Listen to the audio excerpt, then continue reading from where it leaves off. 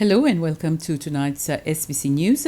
The Agency for Social Protection has said that less than 100 households which have applied for welfare assistance will benefit from the increase of 32% in their welfare allowance, which is an increase of 1,279 rupees. This will take effect as of the 1st of May.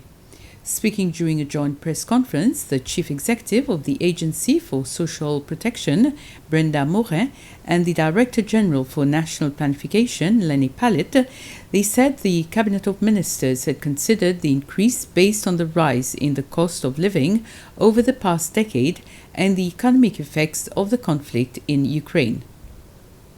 This increase is only for welfare assistance, and what we mean by that is where we give you supplementary when your household income is insufficient for you to meet your daily expenses. So it does not impact retirement, disability, invalidity, any other statutory benefits that ASP is paying, okay? So this is only for welfare, where we assist you where either you have a medical issue, you cannot work, or you're out of employment for a certain period, or what your income you bring home is not sufficient for your daily living. If you actually look at the figure, it goes from 3,945 up to 5,224, and that is equivalent of an increase of 32%. From the analysis undertaken, it would seem that this figure is somewhat outdated and needs to be revised, not only to reflect what has happened over the past few years, but also to reflect the ongoing Ukraine and Russian crisis. Now, there are additional parameters that have been taken into consideration, key of which being utilities and transport, and this has also been revised to reflect the inflationary effects in recent times. And also when it comes to the allocation of weights, there has been a revision when it comes to children under the age of 17. So in effect, the policies that are being taken right now actually reflects inflation dynamics over the past few years, and also that increased urgency in actually protecting the most vulnerable of all, children. The labour market for 2021 has been more or less stable, even through the fragile situation of COVID-19. The Minister for Employment and Social Affairs, Patricia Franco, said that during a press conference held in the ICCS this morning. Minister Franco said the aim of the press conference was to give an overview of the performance of the labour market for last year and what they have been observing this far for 2022, now that the country is making economic progress and almost all COVID-19 restrictions have been lifted. She said the labour market is doing much better compared to 2020. Last year in May, when we presented the statistics, we were at the peak of COVID-19, and the programs of assistance that we had in place had come to an end. So Employment Department has worked tirelessly, putting in huge efforts to ensure that people who had registered and got the opportunity to be placed in jobs. It was a work that was very intensified, because we knew it was paramount that we do put our people in jobs as best as we could. We had launched the reskilling and upskilling programs, and job seekers who were actively looking for jobs were encouraged to join those programs with the hope of being placed in formal jobs. We are very pleased to report that quite a good group of the young, the youth particularly, and the ones in the categories of 25 and above, took the opportunity to be able to embark on the reskilling programs. There are currently 3,200 applications for housing and 1,200 for land. Despite such high demand, the government will continue with several land and housing projects, which Minister Billy Rangosamy said will be done in an efficient, responsible and sustainable manner. Minister Rangosamy led a delegation before the Committee on Government Assurances in the National Assembly, whose members called a public hearing to follow up on promises made in the House. It also included assurances by the previous administration. The committee was informed that the master plan for the Ile Aurore development project is under review. However, it maintained the construction of a minimum of 1,000 housing units there. It was also informed that by June this year, the government will allocate 100 plots of land in 6 land bank projects, precisely in Lagogue en Sétoile, Aix-Melon, Pointe-la-Rue, Anse-Louis, Macabé-Inglacy, Aix-Zélia, Anse-Boileau, and Lolamar at Beauvallon. The Seychelles Creole Academy has officially launched 8 new books written by local authors who won in the different categories of the literary competition of Antoine Abel. The ceremony took place at the Seychelles Creole Academy at Providence. The authors signed and received copies of their books. The literary competition of Antoine Abel comprises of 5 categories, that is romance, short stories, poems, drama and translation.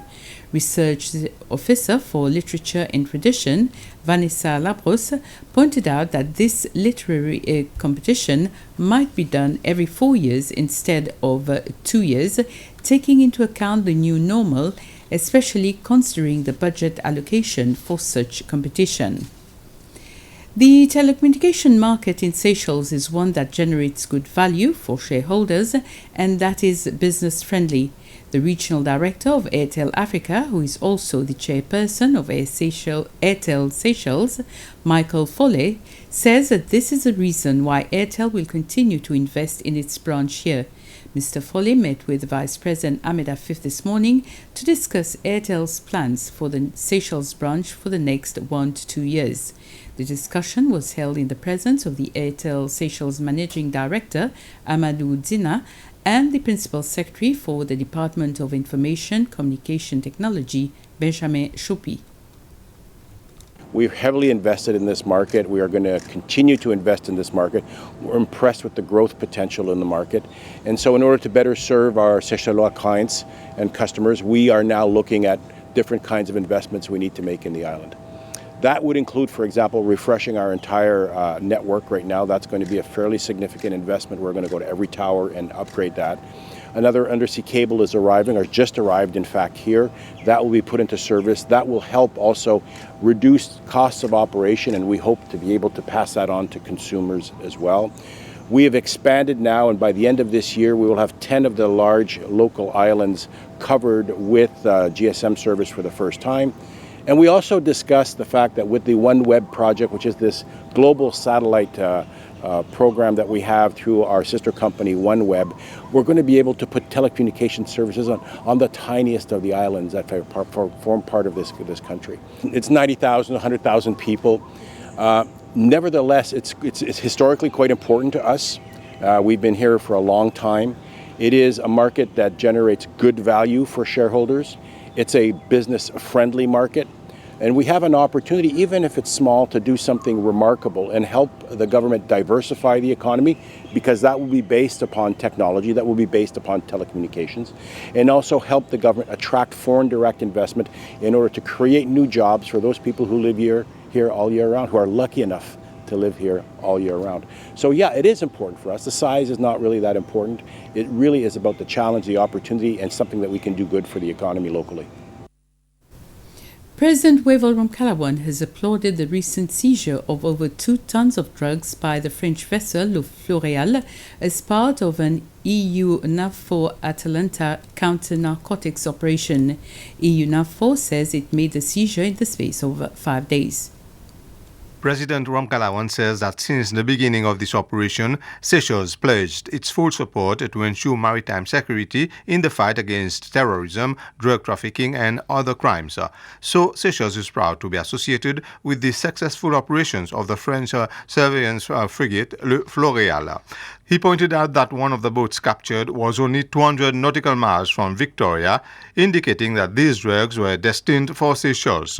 President Ramkalawan said Seychelles will continue to cooperate with its international partners in the fight against drugs. For its part, EU Naval Force says on its website that between the 14th and 18th of this month, Floréal successfully carried out 4 consecutive drug seizures in the international waters while engaged in counter-piracy patrol. As a result, she seized close to 1.4 kilograms of heroin, 1.2 kilograms of methamphetamines, and 25 kilograms of hashish. worth 50 to 16 million euros in wholesale value and more than 200 million euros in the street value in Europe. This according to the data of the United Nations Office on Drugs and Crime, UNODC. EU NAVFOR says the drug seizure off the coast of Somalia, Kenya and Tanzania, an unprecedented event in the area, prove that the fight against drug trafficking is more necessary than ever. And those are our main stories so far this Thursday evening. Join us again at 8. Next on SBC is Connecté Zen. Bye for now.